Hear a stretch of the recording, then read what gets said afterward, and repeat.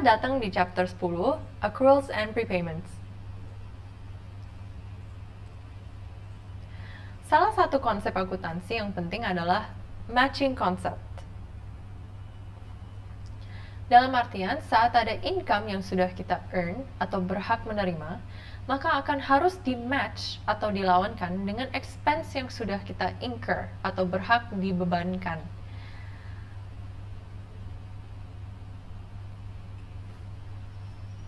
Jadi, kalau kita sudah melakukan penjualan, namun belum menerima pembayaran tunai atas penjualan tersebut, kita mungkin saja sudah boleh mengakui penjualan tersebut dalam pembukuan kita karena kita sudah berhak untuk menerima income dari penjualan tersebut.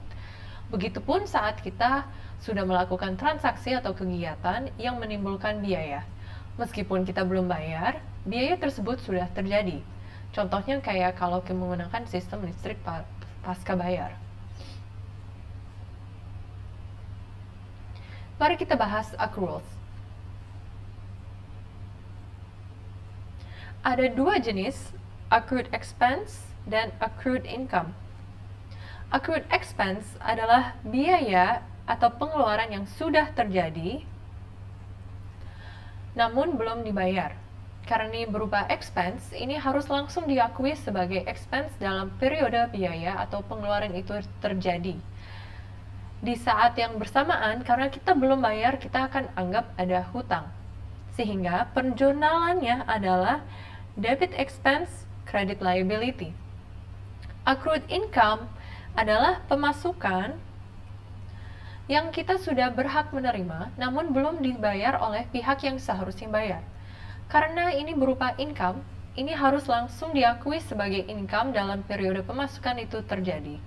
Di saat yang bersamaan, karena pihak tersebut belum bayar, kita akan masukkan mereka ke dalam aset kita, seperti yang kita akan lakukan untuk trade receivables.